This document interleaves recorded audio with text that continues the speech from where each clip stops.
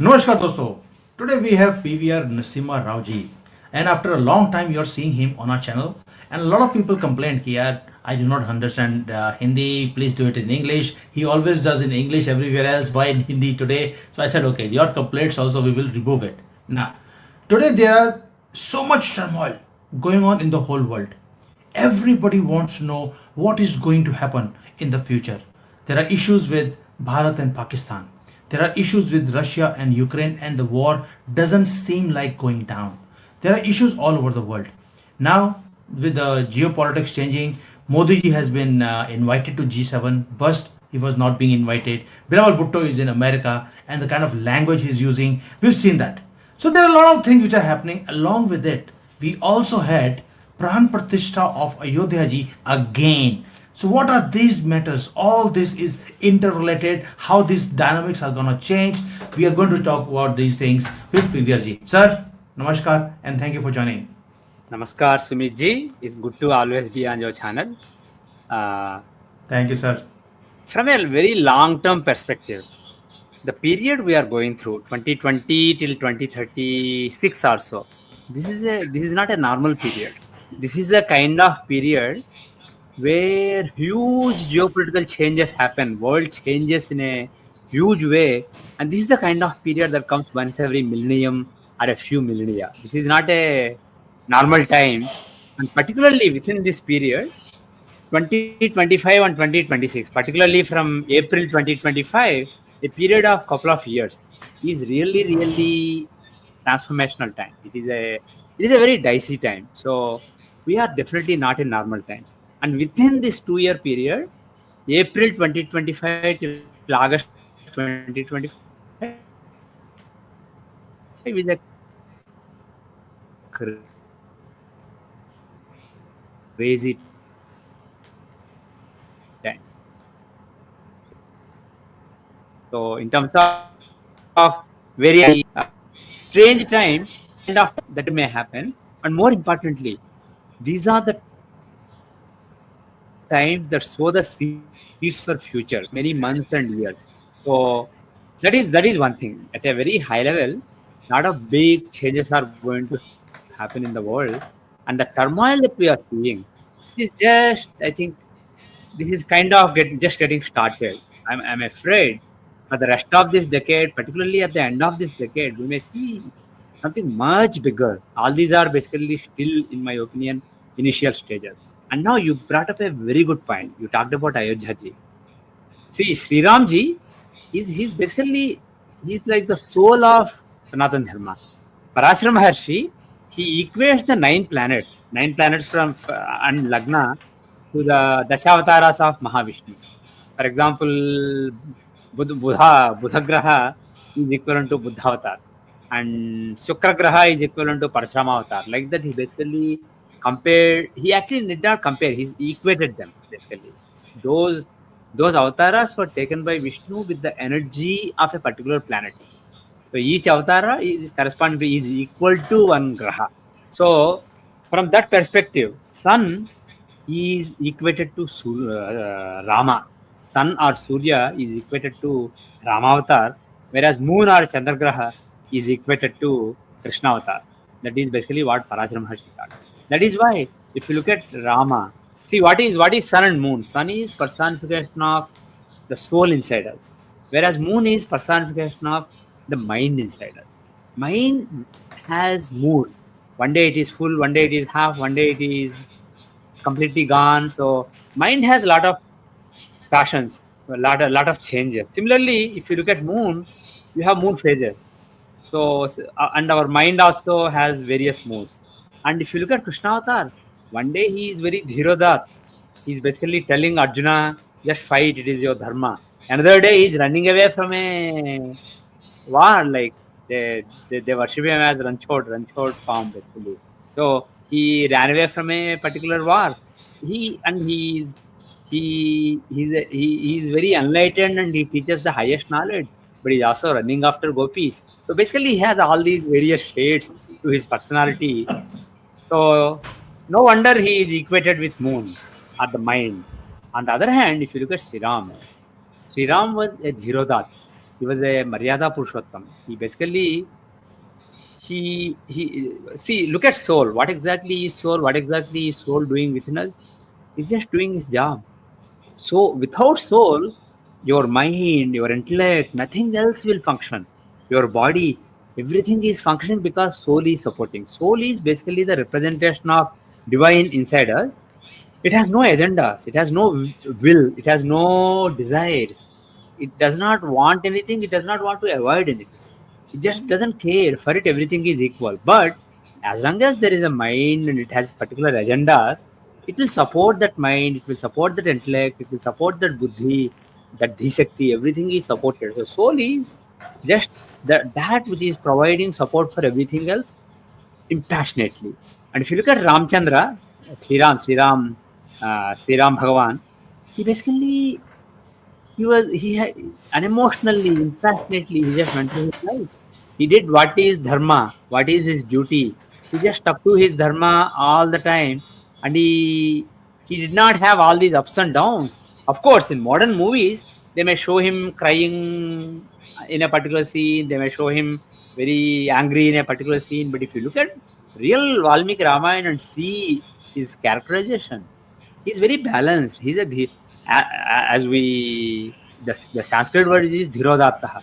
He's basically just very brave, and he has no ups and downs in his emotion. He's just going through life with a balance and just doing his dharma, whether it is whether it is going to the forest when his father dies, basically, whether it is letting Bharat take over the kingdom, or when Sita is stolen by Ravan, just look for her, and when he finds her, basically go and kill Ravan. Even when he killed Ravan, there are some descriptions in some versions of Ramayana where he is actually going to Ravan, the great scholar in Ravan, and asking him to teach some particular secrets. And basically, when he is already killed and he's on deathbed, waiting for the right time to leave the body, he basically goes and shows his respect. So he's doing whatever is his dharma with no attachment, with no anger, or with no emotions, basically impassionately discharging dharma. And that is exactly what soul does within us. And also that is exactly what sun does. He's shining in the sky, giving us light. So all the life in the solar system is because of sun. Without sun, if sun stops shining, Earth will just not survive. There won't be any life on Earth. So he's basically and he doesn't care whether you're using that sunlight and that life that he's giving you to do a good thing or a bad thing. He doesn't care. He's just supporting, just like soul supports the mind to do whatever his agenda is. Sun is supporting the life in solar system, and so that is why soul, sun, and Sri Ram are equated. Basically, they are all very similar. So Sri Ram, the main thing about Sri Ram is dharma. He's basically impassionately doing your dharma. So actually, an interesting thing is there is a magnum opus of astrology called Brihat Parasar Hora Shastram. It is it is a book written by, actually, in those days they did not write. He just taught orally to Maitreya, who was his Shishya, and Maitreya basically taught it to his Shishyas, and basically it was preserved. And in the last century, people collected all those verses from various paramparas and put it down in a book form. But this Parasar Hora Shastram is the greatest book available on astrology today, and most astrologers today, including me, we understand only maybe 4% or 5% of it. We basically don't understand. We understand the literal meaning, but we don't understand the real way to apply the knowledge, basically. So it's an amazing text. And he was the father of Vyas Bhagwan, Vyas Maharshi. So in that book, he actually gives one particular principle. If the ninth lord in the horoscope, ninth house is known as the Dharmasthan, so ninth lord is known as Dharmesh. He basically shows your dharma.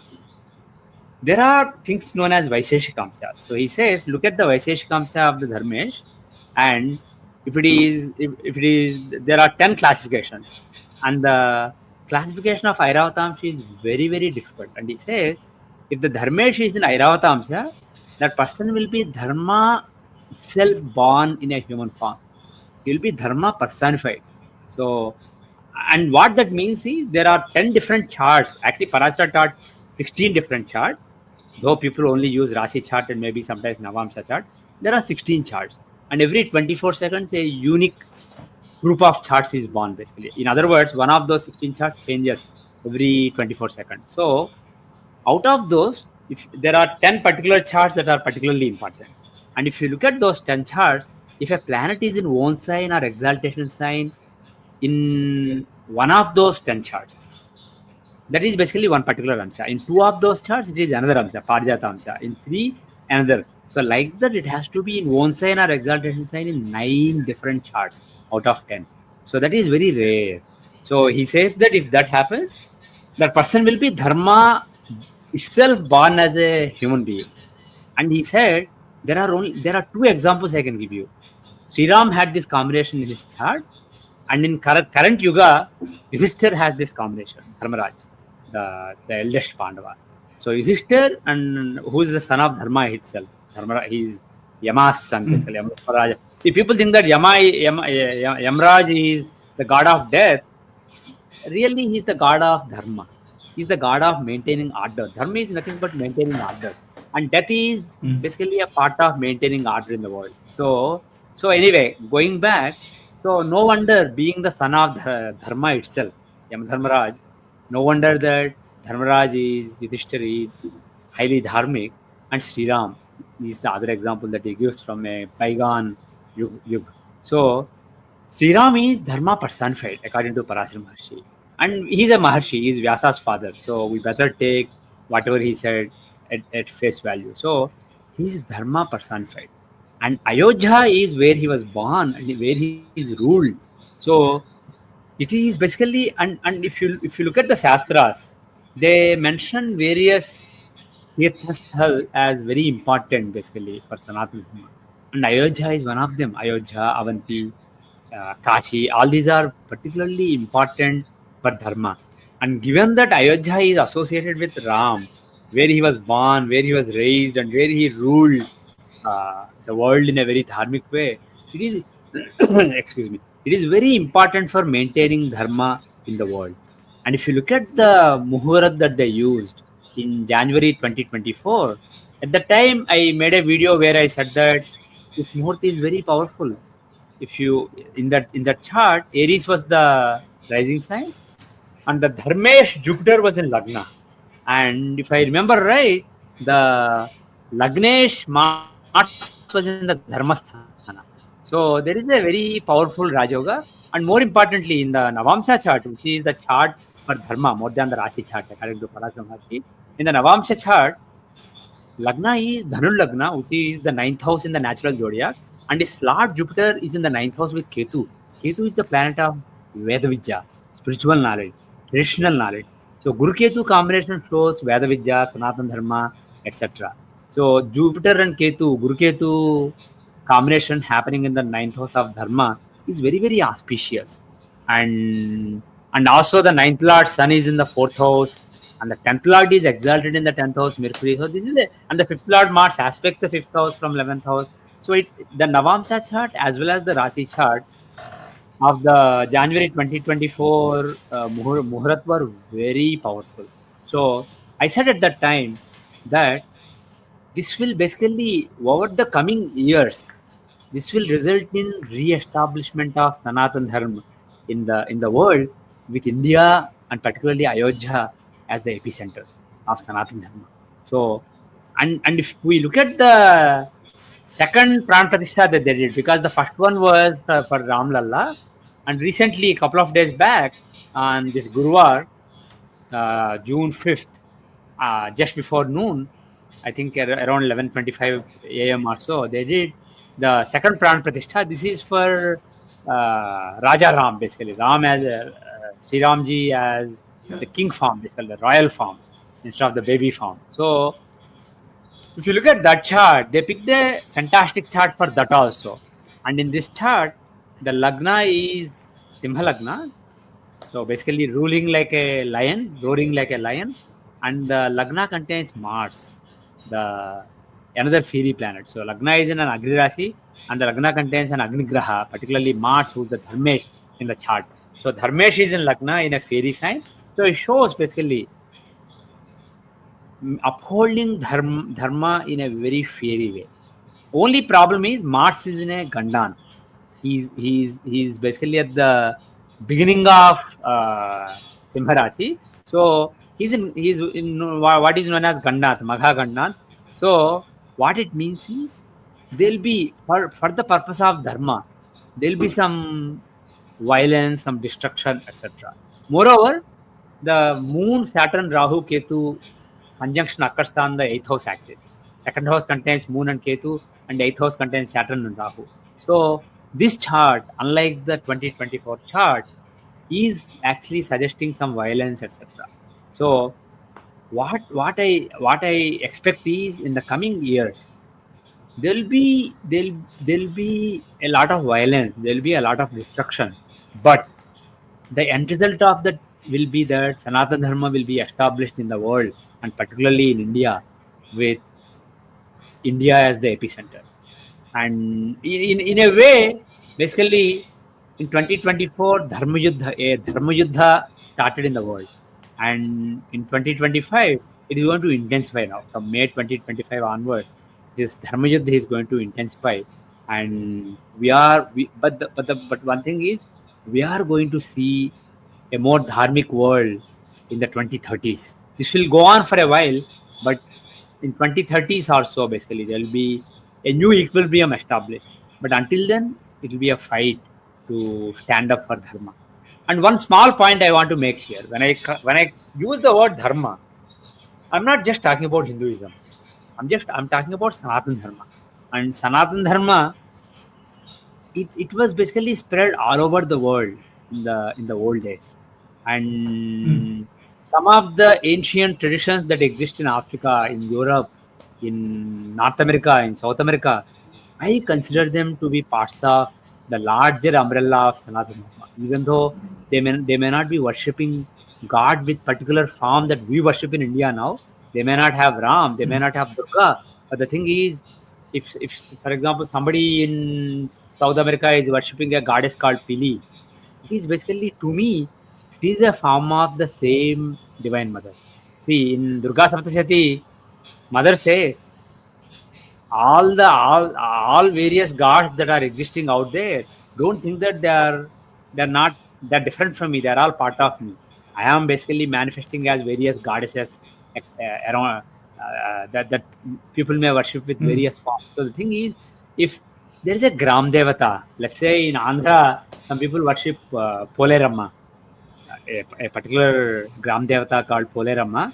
And if in Central America or South America somebody worships Mother Pili, it is really, they are all trying to worship the same divine mother in the end. And moreover, even at the superficial level, some of the imagery that was used, some of the iconography that was used, there were some similarities. There are, if you look at various pagan religions, various gods and goddesses that are worshipped there have some similarity to various Hindu gods and Hindu goddesses. And more importantly, more than the iconography of gods and goddesses, the basic belief structure is basically very consistent with Sanatana Dharma. In our dharma, we believe that God is the master of the world. Man is not the master of the world. God is the master of the world, and we are just tiny units of that cosmos that God created. We are just serving God with Yeah. whatever we do. So basically, there is this communal notion, a notion that you are a part of something large, and it's not about you. It's about what is larger than you, and it's about maintaining a balance and order in the larger society or cosmos, etc. So that is the Sanatana Dharmic way of looking at the world. But unfortunately, some of the modern traditions that came in Kali Yuga, their way of looking at it is God created the world for man, and man is basically superior to all other beings, and so man controls the world and controls the animals, and then man is the master, and this whole world that is around you is for man's pleasure. So that attitude is basically prevailing in the world right now, and that attitude, unfortunately, is also taking root in India. But the thing is, what I'm trying to say is, the attitude of Sanatana Dharma is, the world is bigger than you. You are just a small, tiny portion of the world, and you be a responsible citizen of the world, and then have respect for the entity that is maintaining this order in the world. And that entity is God, and that God may be worshipped with different names, using different rituals. But the thing is, being responsible is the most important thing. So that way of approaching the world and you, and the relation between you and the world, is very similar in the ancient traditions that existed across the world. So the way I look at it, Sanatan Dharma is not just Hinduism as practiced today in India, in various sects that exist in India, but also various cultures that existed across the world that are suppressed, but exist in small pockets even now. So my expectation is, over the next decade, there'll be a there'll be a resurgence in all this. There'll be a resurgence in Sanatana Dharma across the world. And I don't mean we should go and convert everybody to Hinduism. That also will happen. But more importantly, some of the local, regional cultures, ancient cultures will come back. People will go back. For example, if you go to Latvia, see, they have some gods and goddesses which are similar to our Vedic gods.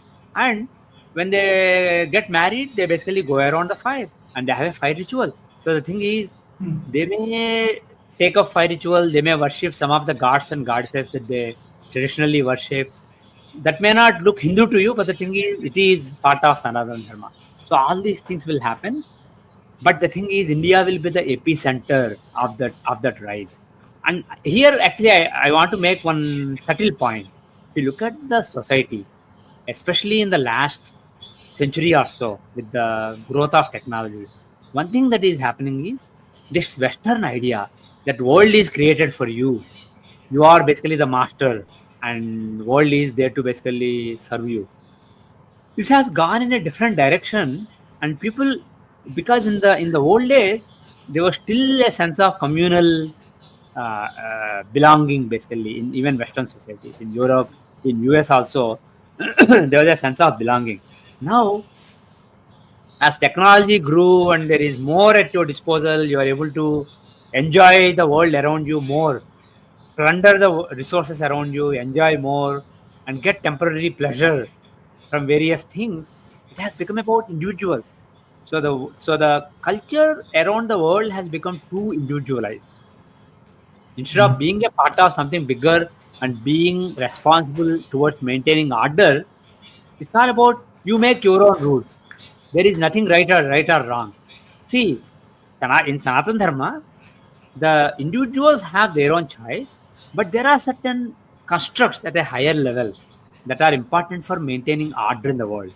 So for societal order, so those existed, and those are collapsing in the Western world. People have become highly individualistic. So when basically they said, you just figure out what is right for you. For example, you worship Christ or you worship some other god, nobody will tell you who to worship.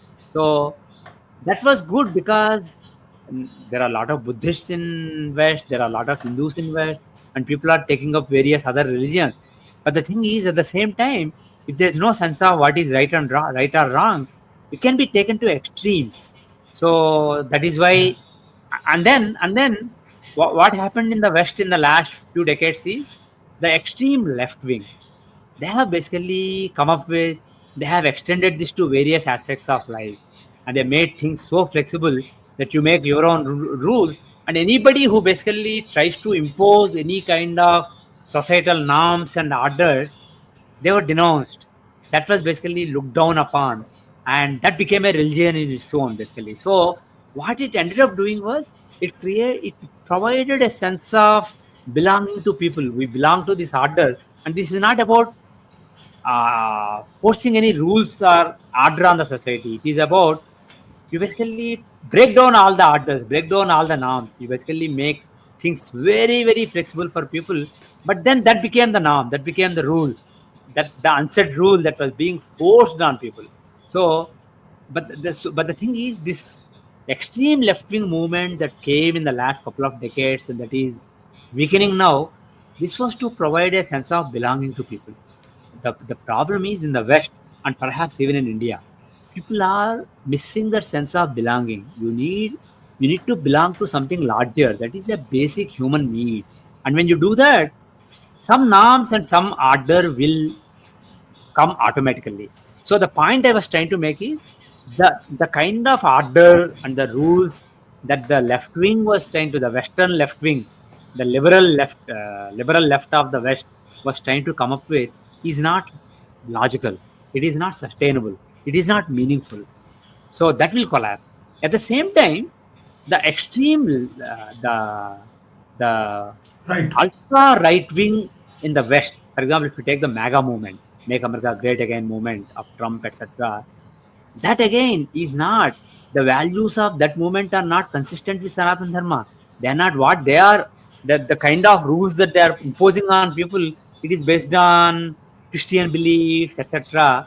And it is based on belief in an individual who basically is either Christ or above Christ, and basically you just follow him, he will set everything right. So that is also not right. So this is bound to collapse.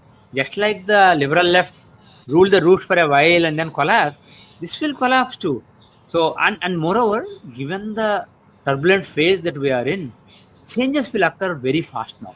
So the thing is, the current conservative movement in, I don't know if conservative is the right word to use for this movement, MAGA movement, because it's not really conservative. It is really it is supposedly right wing, but the thing is, it is a very aggressive form. It is very not at all conservative.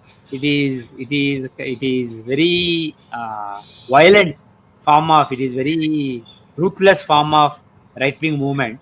This will not last long. But the thing is, people do need a sense of belonging. People need a sense of purpose.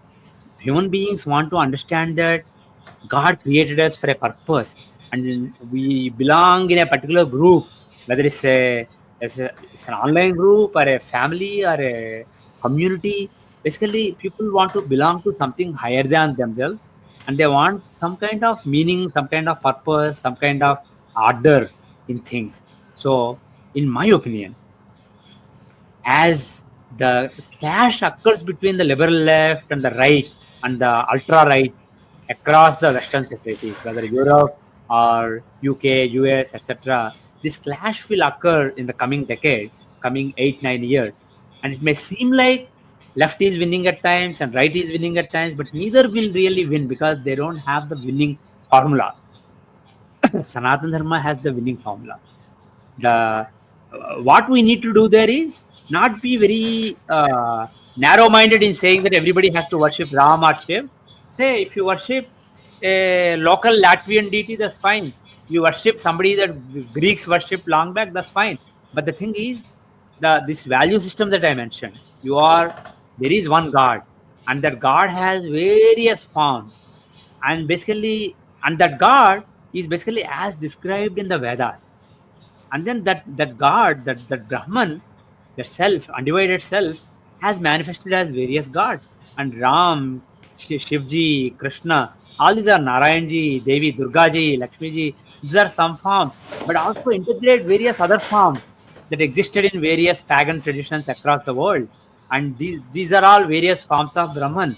And then basically, Brahman is the master. Whatever you do, it is actually Brahman is doing through you. Whatever you are experiencing, Brahman is experiencing through you. You are just an instrument of the divine. And then there has to be some order in the society. You have to be responsible towards the world. World is not created for you. So all these, see, I'm putting it in very vague terms now, but the thing is, the it is extremely clear to me that Sanatan Dharma has the foundations for coming up with certain tenets that will hold up, that will basically satisfy whether people are on the left side, left wing, or on the right wing. Because Sanatan Dharma is not left or right wing. Unfortunately, today people think that if you are Sanatan Dharmi, you have to be right winger like that. But the thing is, it's not about right or left wing. See, for example, social justice is considered to be a left wing ideology, and Sanatan Dharma is not against social justice. It is just about making it dumb.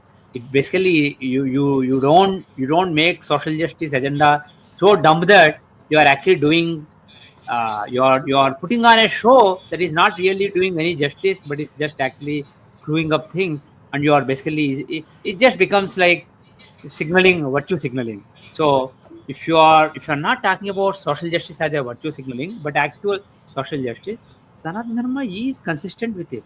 At the same time, being religious, believing in God, that is considered a right wing value. But the thing is, that's not necessarily a right. These are not inconsistent.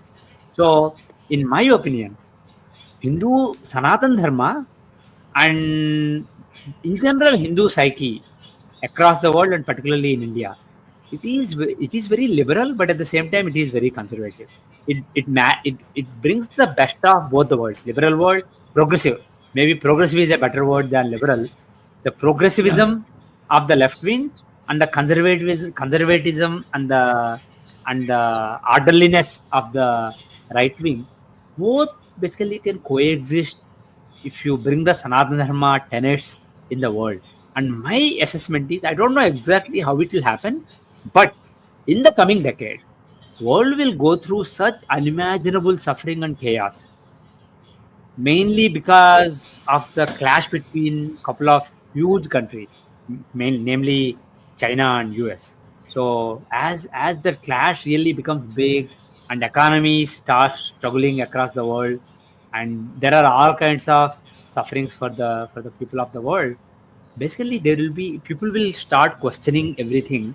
So at that time, India will emerge in a leadership position. It will not be gifted to it, and but it will just it will so happen because of the sequence of events that India will emerge with a leadership position where some of these ideas will be consolidated within India, and they will basically find a global platform. And as I said earlier, whether somebody is from Europe or Australia or South America or North America, these ideals of Sanatan Dharma are not foreign to them. They are suppressed, but they are also in their psyche because they had Yeah. cultures and civilizations there which had similar thinking. So once we consolidate our thinking and present it as some basic ideas, some foundational ideas, they will catch on in the world. People will understand. And moreover, see, theory is one thing, philosophy is one thing, practical power is another thing. So, see, why India was oppressed for a long time, and other countries were able to rule because they had weapons, they had gunpowder, they had material superiority in terms of military superiority. And in the coming years, in the coming 6 7 years, India will, if not already, India will develop those. So India will be a economic. India's economic might will increase. India's military might will increase, and all these will make the world take India more seriously. And when you are being taken seriously, instead of using it frivolously, instead of using it to basically get dominance over others and basically replace somebody in a logical system at the top with yourself, if you are basically talking logic, people will understand. So my overall assessment is in the coming decade we'll see a lot of strife, lot of turbulence, lot of chaos, a lot of unfortunately suffering and destruction also. But the thing is, from this will emerge a new ideology, which is neither left wing nor right wing, but it is very dharmic. It is about existing in balance in the world and having some order, but at the same time, also giving flexibility to people. See, Sanatana Dharma doesn't say in Christianity, they say you have to go to church on Sunday or you basically do XYZ. If you go to Islam, they say you do namaz 5 times. In Hinduism, you don't give any specific thing. You basically you can worship Shivji, you can worship Ramji, you can sing a prayer, or you can just dance, or you can just sit and meditate, or you can do a yajna, havan. You can do a lot of different. Or you don't need to do anything. You just read Ved and Upanishad, and you basically intellectually process it and understand the nature of this world. And in some traditions of Hindu Sanatan Dharma, you can even be atheist. You don't necessarily believe in God in any form or even in a formless way. But the thing is, you treat human beings around you as divine, as special, as not anyone inferior to you, and you treat them with dignity and respect, and you do your best with them. You are principled in your dealings with others. You satisfy your desires without basically ruining somebody else, without being unfair or greedy to others. So if you do that, you can find God. So the thing is, Hinduism has given flexibility to people. Sanatan Dharma is a highly flexible religion, highly liberal religion that way. At the same time, the basic tenets that maintain order in the society are well laid out. So we basically need to, but the thing is, we lost our way because of the foreign influence, because of the Islamic influence first, and then the British influence. We lost our way. We basically lost our connection with our basic philosophy. So, but the thing is, we are seeing a renaissance right now. So what I expect is, in the coming decade, we will see all these ideas being consolidated, and Hindus being very strong in their basic beliefs, and that basically providing the right platform for the whole world to jump onto. Before that, we have to make it secular, not in the modern perverted way of secularism, but in the real secularism as meant in the Vedas, as meant in the Upanishads. So if we basically refine that message and get it ready by 2030, 2031 time frame, it will really catch on in the 2030s. So whatever Vivekananda said, for example, Vivekananda Maharaj, he said, Hinduism is the way, Hinduism is the future of the world. And he said this like 120 years back. He said, world will basically see the value of Hinduism. In my assessment, the time for that is coming. Is the coming few years and particularly 2030s. So the sequence of events that we are going to see is going to basically play towards that. And definitely, in my opinion, the the fact that in Ayodhya, Sri Ramji has been well established and the Pran Pratistha has taken place. And more importantly, see the priests who do the Pran Pratistha, the Vedic scholars who do the Pran Pratistha, they do their best to create some energy. But as more and more people go there, and with the sincere belief that Ram Lalla is there, or Raja Ram is there, they worship. That faith basically enhances the power of the deity, the Devata that is present there. So slowly, over the coming months and years, the Devata will become so large. The presence of the Devata there will become so large that that will really contribute to what I said earlier, which is Sanatan Dharma will be re-established in the world with Bharat and particularly Ayodhya as the epicenter of Sanatan Dharma. Sir, very, very interesting. I've never seen like 35 minutes continuously you spoke about Dharma being established. But there is very interesting thing which is happening also. Nepal, which was a Hindu Yeah, country, yeah, Hindu dominant country, they are asking for कि we need the Raja system again, right? They yeah, want the monarchy to come back. And in India also, if you see after Pran Pratistha, Yogi ji said, Bharat ka Raja वापस आ गया. Means the king of Bharat has come yeah, back. That means we are establishing the monarchy again. Declared that Ram is the Raja of this country, nobody else. Now we are establishing or re-establishing Sanatana Dharma, or it is happening automatically. As you said, the time frame is perfect. But there is also another aspect where they say that we want to finish off Sanatan. It might be the opposition parties, it might be the South India, or it might be the zero point 0.5 front. Now we are also having a fight with that zero point 0.5 front, wherein all the illegals are being held up, they are being deported. But you see, there are almost 100 million illegals in India. You've taken out 2000 and sent them back. These people will again come back also. You cannot stop them. How do you see that when you say that there's going to be a lot of bloodshed and it's very difficult time? Sanatana Dharma is being re-established with the Raja already being there, and all these things are also going up. How do you see both these things panning out? Because they are never going to let you live peacefully, grow peacefully, including Pakistan. And what is the solution for that?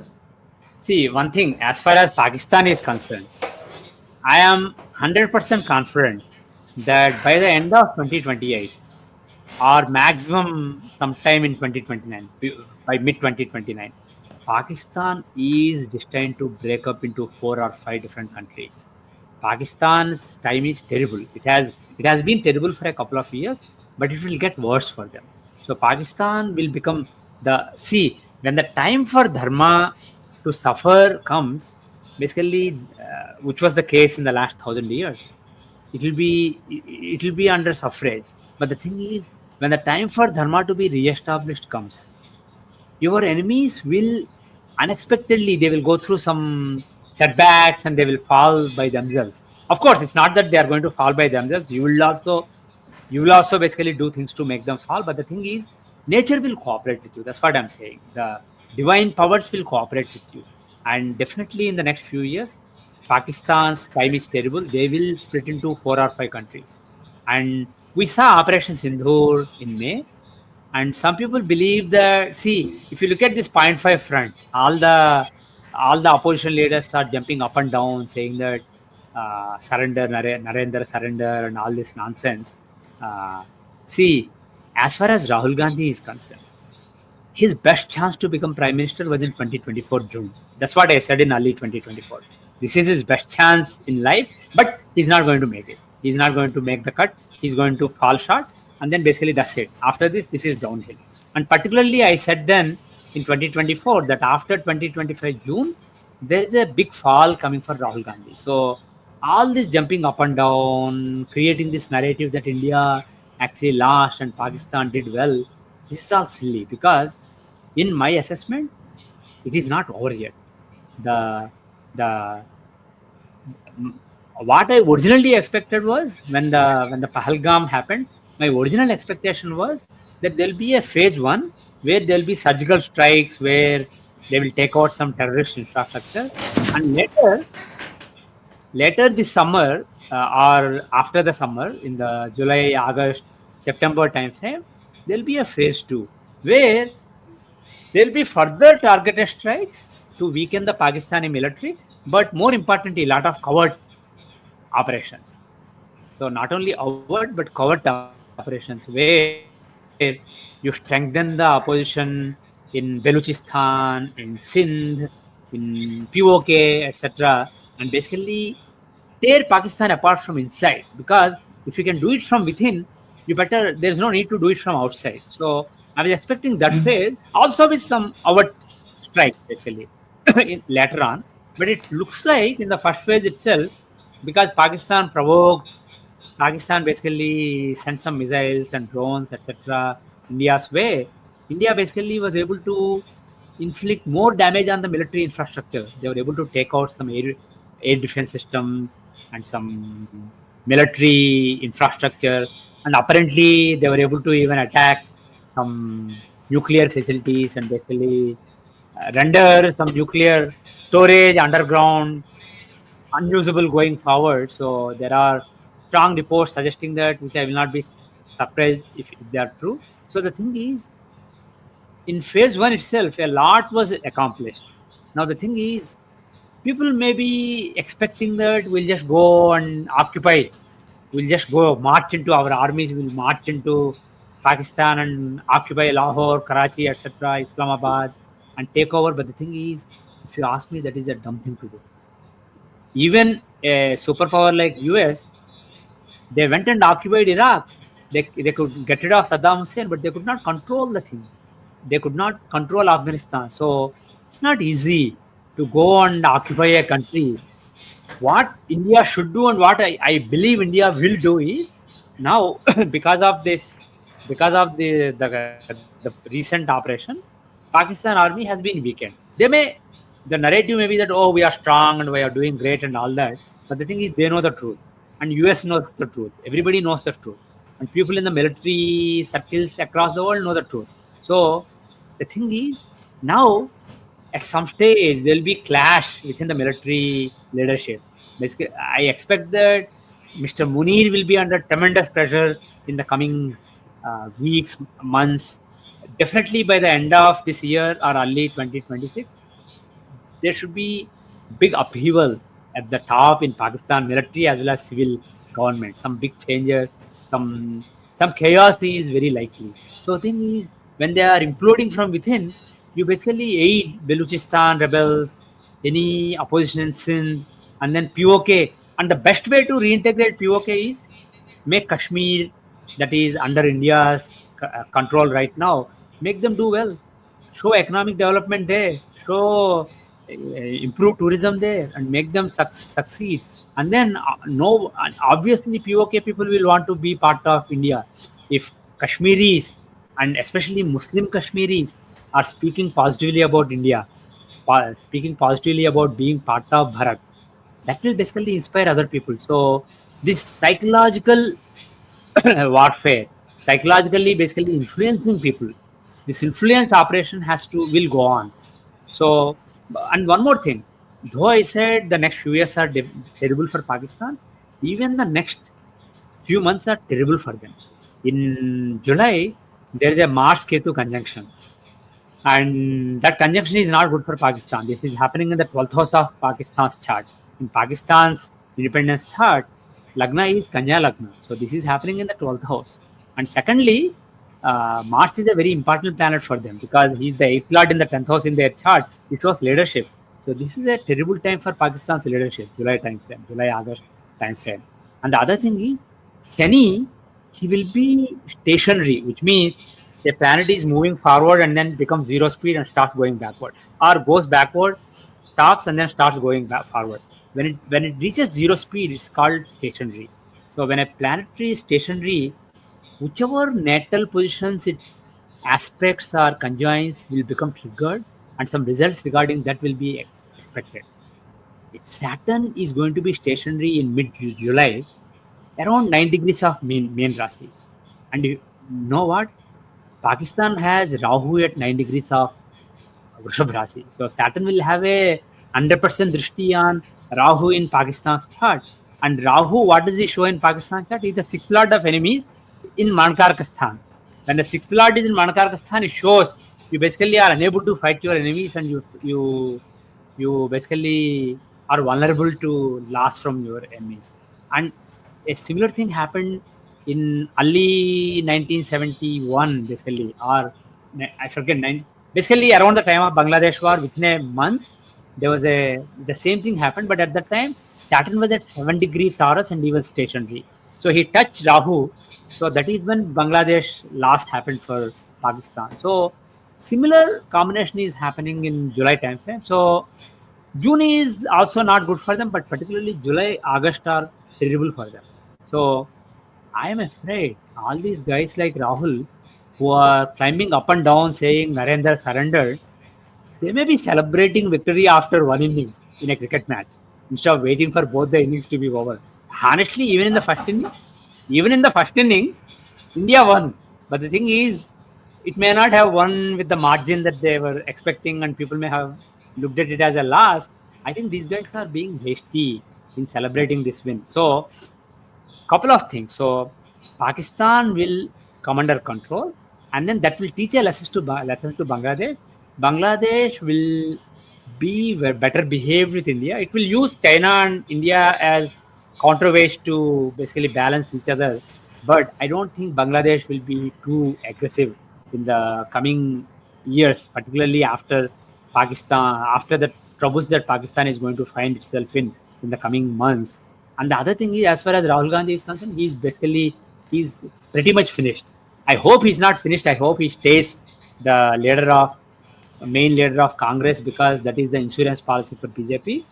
Because he is good for BJP. He is the best advertiser for BJP. But the thing is, his best is gone. 2024 was his best chance astrologically. And 2025 June onwards, after his birthday, this is a terrible year for him. So he will become irrelevant. And my expectation is there are more developments to be seen, and he has miscalculated and he's speaking too hastily. So when those developments happen, Rahul Gandhi will look like an idiot. I mean, he already looks like an idiot to a lot of people, but there are a lot of people who take him seriously. They think that, oh yeah, he's making sense. I know many friends like that. 40% of Indians probably still think that he's a good guy and he's speaking, making sense.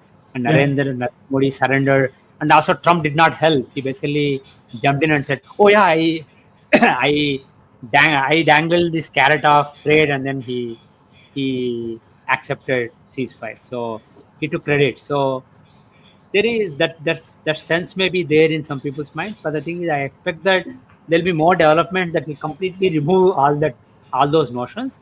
So Rahul Gandhi will just look like an idiot to most people. So this will really be terrible for Rahul Gandhi. And as far as illegal immigrants basically being deported, etc., I don't have a clear astrological assessment of that, so I will leave that aside. But one thing I can see, Okay. if you look at the Operation Sindhur, they did a really great thing in terms of selecting the spokespersons for that particular operation. So you had two women military officers from two different religions, including a Muslim lady speaking up for the operation. So that was a really smart thing. And as I keep saying, though some of my right wing friends don't appreciate it, I always keep saying Sanatan Dharma and tolerance is in the psyche of majority of Hindus. Majority of Hindus, irrespective of whether they're Christians or Hindus or Muslims, they have tolerance in their genes. They have tolerance in their psyche. So, but the thing is, there is a small percentage of people in certain religions who are absolute miscreants. They basically they try to uh, अपने लोगों को भड़कना चाहते हैं हिंदुओं के खिलाफ और Yeah, Narendra yeah, Modi yeah. के खिलाफ भड़कना चाहते हैं but the thing is people know majority of people know what is good for the country, who cares for the country, and then they have basic tolerance in their genes. So the thing is, instead of clubbing all Muslims and saying things like Muslims are like this, Christians are like this, what we should do is we divide them, not in a negative way, basically divide, isolate the people who are aggressive, violent, and ISIS sympathizers and Pakistan sympathizers. Isolate them, and I guarantee you, if we really effectively do that, unfortunately, we didn't do it for the last several years, and particularly Congress made them a vote bank, and basically they made sure that all Muslims were clubbed together, and they saw BJP, Hinduism, etc. as threats. And we have to conduct in a way that Muslims realize that, oh, Hinduism is a highly tolerant religion, and we have no threat from Hindus, we have no threat from Modi, and we can be patriotic. We can basically do good things for Modi without basically jettisoning our religion. We can still do 5 times namaz. We can still be Muslim. So basically, the aggressive, the jihadist mentality, and the mentality of we need to basically keep Hindus oppressed under our thumb, basically, that attitude is there in a section of Muslims. Very true. But the thing is, I guarantee you, not all Muslims are like that. So if basically we get the good ones in all religions on our side, whether it's Muslims or Christians, by our side I mean the dharmic side, then basically that will be the formula for defeating this point 0.5 front that you mentioned. Any illegal immigrants, etc., that Bangladesh and Pakistan may try to use, the best weapon against them is more than deportation. That can also happen, but the best weapon is to get lot of Muslims, good Muslims, on the side of Dharma, on the side of patriotic Indian mentality. So, and making them friends of BJP is really the right strategy, and I believe that is happening to a large extent, and it will happen even more in the coming years. And secondly, more importantly, with Pakistan and Bangladesh having their own troubles and their own struggles, the the funds that are coming for this zero point 0.5 front will weaken. So mainly the zero point 0.5 front will be politicians and media people who are like Rahul Gandhi, etc., Kejriwal, Rahul Gandhi, all these people, and some media people out of old habits, they will basically keep speaking ill. But I expect that in the coming months and years, they will start looking more and more silly to more and more Indians. So that zero point 0.5 front will fizzle out.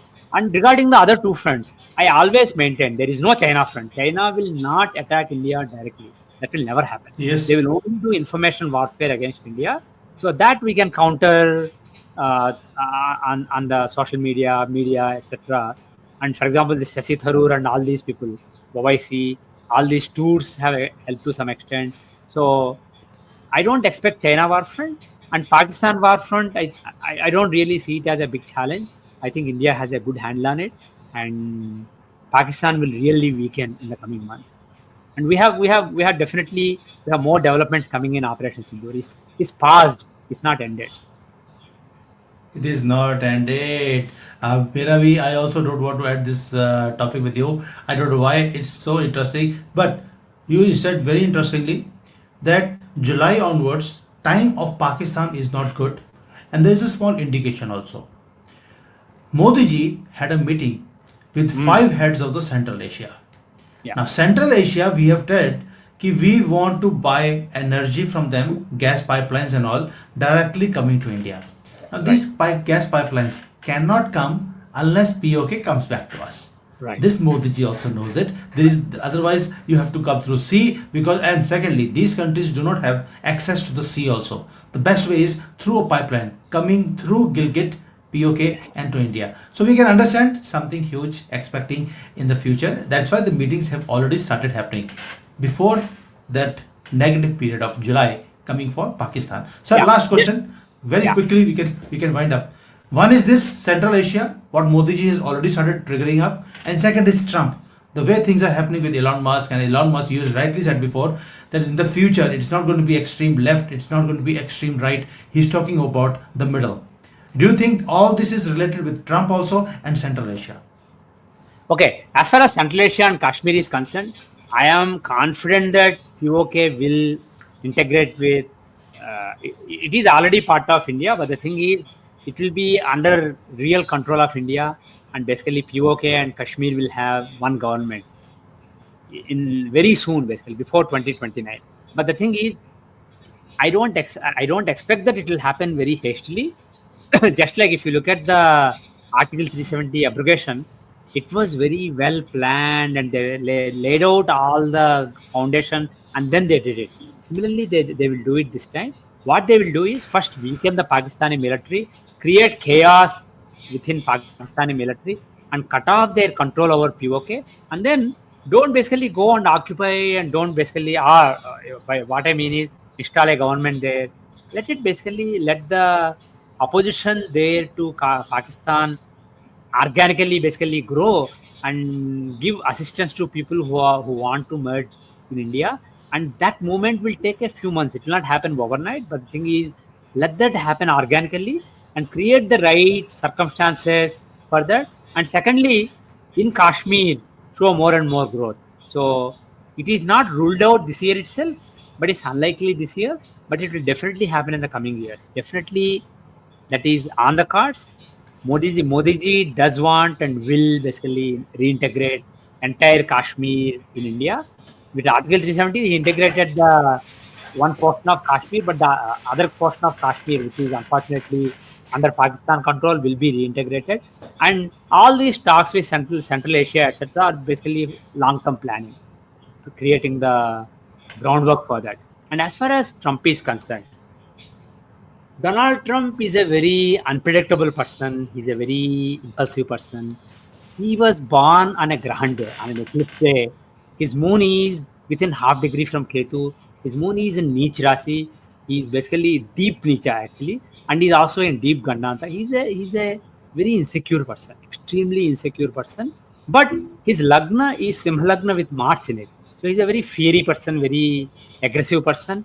But at the mental level, because moon is mind, at the mental level, he's a very insecure person, deeply insecure person. So, but the thing is, and based on his Rasi, Ashtotri Dasha, his vulnerable period has already started. Based on Vimchotri, his vulnerable period is starting in a year or year and a half. And based on the Dasyamsa Chakra, which shows career, his best period is still running. It is the Rahu Dasha of Tara Dasha of the Dasyamsa chart is running till 2025 December, and he is the fifth lord of power, aspecting the 10th house of career. So till this December is a great time for him. So, and if you look at the transits, his Dasanath, Jupiter is in the 8th house, but also Elon Musk, Dasanath, Rahu is also in the 8th house from his natal moon, his Janma Rasi. So both are having bad transits, so both will suffer. But the thing is, Trump's power is solid for this year, but next year onwards, there's no guarantee. So my assessment, looking at the charts of JD Vance, Trump, and Elon Musk, is that Trump came back from near death politically, near political death many times in the past, but he may be out of luck finally. And late 2026 and 2027 are terrible times for him. And surprisingly or curiously, those are excellent times for JD Vance, showing some kind of rise. So it is, and moreover, another thing, I don't think Trump may be acting impulsively and he may be going with his emotions, but Musk has full control over his emotions. He's a very smart guy. His Lagna is Mithun Lagna with Budhin Lagna, Lagnesh Budh, very close to Lagna, within 2 degrees. So he's a very smart guy. He's a highly calculating guy. He's not a dharmic guy. He's a selfish guy. He's a greedy guy. He's a calculating guy, but he's a smart guy. So uh, I think whatever he's doing, he has done some calculation in his head, and this is a long-term strategy. See, when he bought Tesla, he was in losses for a while, but the thing is, it took a few years for it to become a big brand that it ended up being. So this guy makes the right bets, and after a while, it will pay off. So there is a bet he's making here. So I think that he has a long-term play in his mind. Maybe there are some more forces within the deep state that are basically aligned with him. See, the deep state may be realigning from the petro, pharma, and military industrial complex emphasis to tech, high tech, cyber, AI kind of emphasis. So deep state may be realigning itself, and Musk may be a key ally chosen. You never know all those things, but Musk is going to suffer for a while, but in the long run, he's going to succeed. And Trump is going to win for now, but in the long run, this may be the end of his, see, based on his chart, big suffering and big fall and basically ignominious ending of career is very likely. So that, and it will happen definitely before 2035, and it may be sooner. So that time for him. And Vance, he's a smart guy. He's not emotional like Trump. He has the same Lagna, but the thing is, his Lagnesh is in the 12th house of humility. So he has more humility. He's basically more balanced. He can basically, he's the kind of guy who can go to a debate competition, argue one side and win, and later switch the side, argue the other side and again win. He's that kind of guy. So he can basically speak with both tongues. So I believe that he may be the chosen ally of the deep state 2.0, and Musk may be the man behind it all. So we'll see. Definitely, the next few years are very interesting for the world and particularly for US. But Trump may have finally picked a battle that he cannot win, and he may have found his match. And these guys, instead of going away from him and beating him, they may make sure that they are with him, especially in the case of Vance, with him, agree with him, flatter him, appeal to his ego, and then basically stab him in the back. Find the right way to take him down so that he's no longer the messiah that he is for his base. Because earlier, when people tried to take him down, he was still the messiah for his bases. You need to basically make his bases hate him. So that project may have started off with Musk standing up for this big beautiful bill.